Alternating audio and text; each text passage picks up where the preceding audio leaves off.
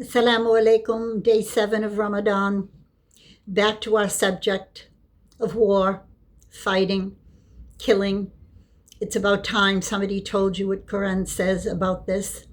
It says a lot, especially in Surah An-Nisa, where they call it the women. As I said, we'll get onto that after Ramadan. For now, let us begin, and I want to tell you something important. The root is qatala. Qatala means to kill. Qatala means to fight. Now, get ready, because I'm going to say some things that are disturbing, but they need to be said. أعوذ بالله من الشيطان الرجيم بسم الله الرحمن الرحيم فليقاتل في سبيل الله الذين يشرون الحياة الدنيا بالآخرة ومن يقاتل في سبيل الله فيقتل أو يغلب فسوف نؤتيه أجرا عظيما وما لكم لا تقاتلون في سبيل الله والمستضعفين من الرجال والنساء والولدان الذين يقولون ربنا أخرجنا من هذه القرية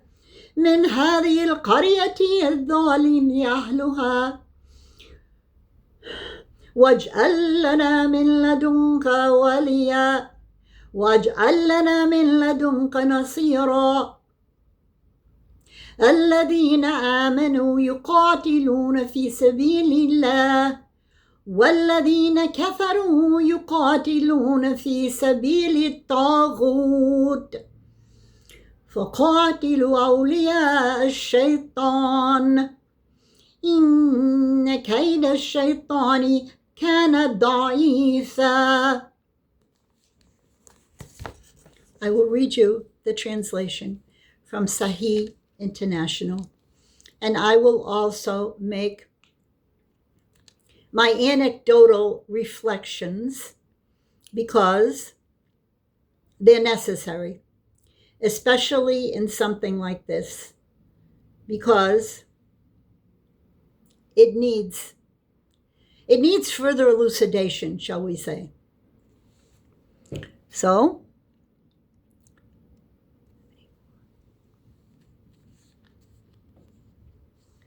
let those fight in the cause of Allah who sell the life of the world for the hereafter.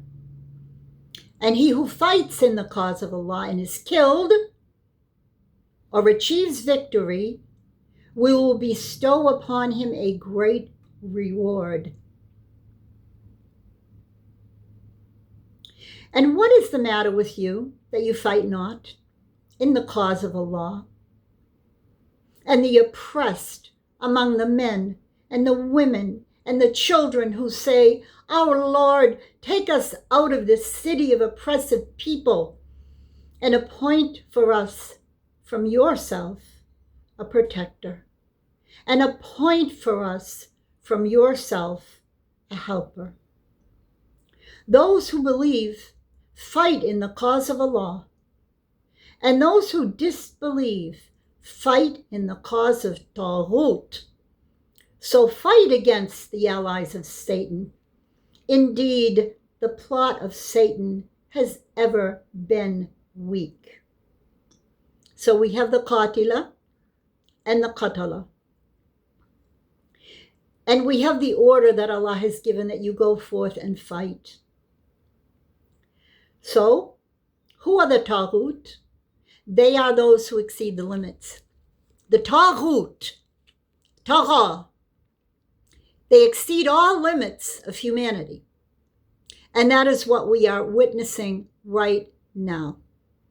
It's an order to fight them and relieve the oppressed among them. You know, Sheikh Sajid was mentioning, comparing the Bible and verses that were acceptable and are acceptable. Jesus said, suffer the little children to come unto me. I forget, actually, I just listened last night, if he actually brought that verse. But it is a verse in the Bible.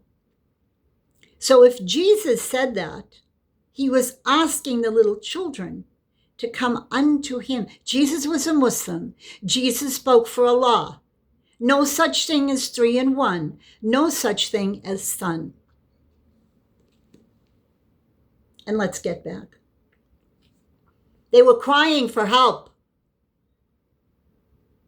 I wonder who's going to answer now. You men, if there are any left, and Prophet Muhammad said in the end times there won't be many. I keep telling you, Prophet Muhammad said in the end times, women will determine things without even consulting men. Well, I guess I did that, didn't I? When I'm doing these videos right now, alone, in my little flat, I'm determining what I'm going to say. And there's no man here to order me around and tell me what to do, or to tell me what not to do. And all of that is through the mercy of Allah, for choosing me to speak his words, because he knows that I'm not afraid, and I won't be afraid. I was raised by Catholic nuns who used to teach us to be martyrs. Nothing better than to shed your blood in the path of the Trinity. That's what they used to tell us. The Holy Vatican color is red to stand for blood, which is why I chose my maroon scarf. I thought it might draw some attention to some analogy that I knew I was going to make between what they say now. Who knows? We can't really do, it's not like the Quran where you can say absolutely 100% perfectly true is every word. Can't say that about the Old and New Testament. Let's get back to the last part of today's lesson.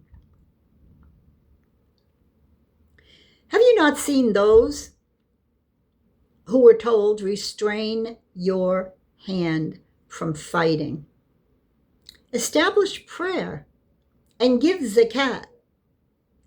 But then, when the battle was ordained for them, at once a party of them feared men as they fear Allah, or with even greater fear. They said, "Oh Lord, why have you decreed upon us fighting? If only you would postpone it for a short time." Say, kul, kul. Kul means say it out. It's the command that you have to speak. And do you know this command has occurred more than any other command in the Quran? The command to speak. If only you would postpone it for us for a short time. Say, the enjoyment of this world is little, and the hereafter is better for he who fears Allah, and injustice will not be done to you, even as much as a tiny thread. Now, this is once again getting back to my Catholic school upbringing, that being a martyr is an honor, and don't worry about it. Well, we have the same concept. But I wanted to close with the words of Allah, because now we have reached our closing mark. It's almost 9 minutes. Usually I would read the Arabic first, give it honor. And then I want to just close with this, because I have an anecdotal remark about it. This is the last verse, and it's quite long. أَلَمْ تَرَ إِلَى الَّذِينَ قِيلَ لَهُمْ كُفُّوا أَيْدِيَكُمْ وَأَقِيمُوا الصَّلَاةَ وَآتُوا الزَّكَاةَ فَلَمَّا كُتِبَ عَلَيْهِمُ الْقِتَالُ إِذَا فَرِيقٌ مِّنْهُمْ يَخْشَوْنَ النَّاسَ كَخَشْيَةِ اللَّهِ أَوْ أَشَدَّ خَشْيَةً وَقَالُوا رَبَّنَا لِمَا كَتَبْتَ عَلَيْنَا الْقِتَالَ لَوْلَا أَخَرْنَا إِلَى أَجَلٍ قَرِيبٍ قُلْ مَتَاعُ الدُّنْيَا قَلِيلٌ وَالْآخِرَةُ خَيْرٌ لِمَنِ اتَّقَى وَلَا تُظْلَمُونَ فَتِيلًا. So, he's talking about fight if you're not really caring so much about the hayat ad-dunya. Because if you die, you're a martyr and you go to heaven and then you get everything you want. So now let's wonder. Yes, it's Ramadan, the best time to go forward in battle. Why are they not fighting? Who are they? Who are these people who care so much about hayat ad-dunya? Well, we know who they are. They're very rich. Assalamu alaikum wa rahmatullahi wa barakatuh.